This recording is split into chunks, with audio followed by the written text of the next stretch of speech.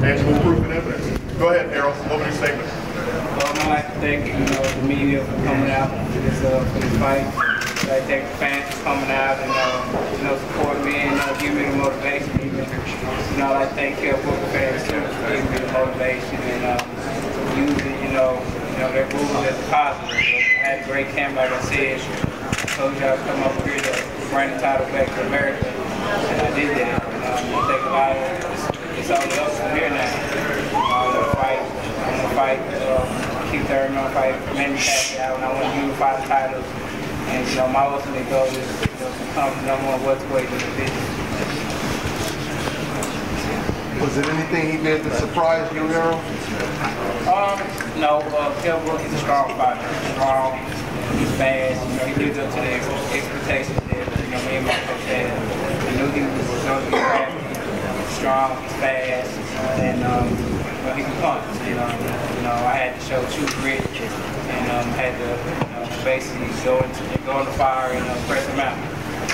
When did you know it was the beginning of the end?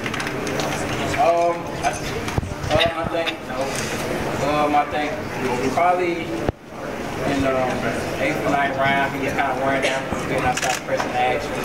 And I was hitting with good shots, and he was standing still a little bit more. And then I saw him blink. He blinked the eye that he hurt. So I decided to jump on him and started swelling up a lot more in like the 9th, 10th round. I just jumped on him. Did he say anything to you after the fight? Oh no, he told me congratulations and he said respect, nothing but respect for him because he's a true champion. And I wanted to fight the champion, the guy who holds the belt. I didn't want to fight just a little rank guy for the belt for a vacant belt. And he gave me the opportunity. And I'd like to thank him for that. Did he ever hurt you in the fight at all, or kind of buzz you at all in the fight? He moved some good shots, but it was nothing that ever hurt me. I think I proved the point today. A lot of people had those questions. Can Errol Spence take the punch? And I think I proved that today. I can take the punch from the big welterweight, the big strong welterweight. Errol, congratulations. Can I ask you, Errol? Can I ask you?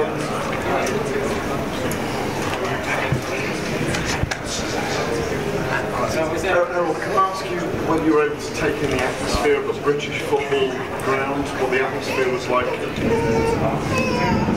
What the atmosphere was like for you in a British football ground, what you thought of it? Oh, it was great. It was a great atmosphere. The fans was awesome. They came here to support their hometown guys, and that's why I figured, that's why I expected coming in that the fans were going to be electrifying. We have great fans over here in the UK, and they support their guys. And that's what they did. And I said I was going to use that as a positive, and use that as motivation, and that's what I did. I used their energy as motivation and trying to silence the crowd. What's for you next now then? For me next is vacation. Chilling on the beach somewhere, but hopefully I can get back in the ring. Keith Thurman's out for a while, so maybe I can fight at home down at the American Airlines Center, and then fight Keith Thurman on the year or next year. Errol, do you think this makes you #1 in this division? I think so. I feel like skill-wise, me and Kell Brook is the most skilled fighters at the welterweight division. We're the biggest and strongest fighters at the welterweight division. I think we proved that tonight. Exceeding our expectations is a big fight, and we gave the fans what they wanted, and we gave the public what they wanted, and I take my hat out to them. And I think I am the best fighter in the welterweight division right now. You're going to go to Jamaica? Yeah, I'm going to Jamaica. Not right now, but later on in the year, I'm going to Jamaica, relax for a bit. We have a house out there, so it's cheap. Apparently Lennox Lewis is unhappy that you beat him at chess and he wants a rematch. Lennox Lewis want to play chess at the moment. Do you think you might not fancy it after tonight? Huh? Do you think he might decide against facing you after winning tonight? Who? Lennox. Oh, well. He was pretty confident when I talked to him in Toronto. He was pretty confident that he could beat me, so I think he'll face me. Errol, you attacked the body in the first round really well. Was that something that you planned doing early on? Definitely. That's what we always do. That's always the game plan, to take the body. You're going 12 rounds, so later on, you wear your opponent down when you go to the body. And I think that's what I did, because he was real sharp. He started wearing down a little bit later on in the round. You sparred with a lot of top guys. I mean, in terms of his power, it looked like he wasn't really hurting you. Did he hurt you at all at any time in that fight? No, he didn't hurt me at all, but he's very strong. I definitely felt his punches, but it was nothing that hurt me. Both you and Gervonta Davis have come over as Americans to a place where there's been some funny scoring here recently. You both looked as if you felt it would be a good idea to leave it to the judges. Was that a factor in your thinking? Yeah, it's always been a factor since the amateurs.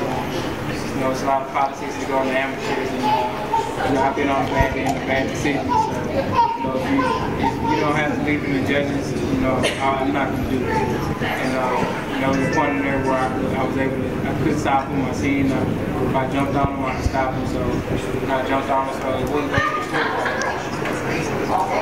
Errol, a lot of people are questioning how you do travelling against a top guy like Errol. How much do you feel you've learned just this week by being aware, being in a kind of hostile atmosphere against a top guy like Errol? Oh, I think this was a great experience, especially in my young career. My first title shot, coming here a week early, do training camp, and basically fight for my first title in front of 30,000 screaming fans, in the champion's hometown. This was a legacy to find the fight for me. I proved myself. I proved that I had composure, I had true grit. I can pull it out, out of me when I have to. Eddie, how's Kelvin?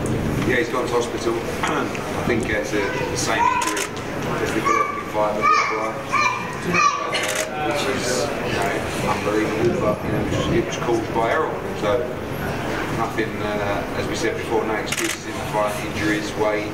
He was beaten by the better men tonight, and that was Errol Spence. He obviously came back, 8 months ago, his right eye something, so no reason why that. No, the surgeon was in the ring after. He was very confident of the operation, but it's a big blow.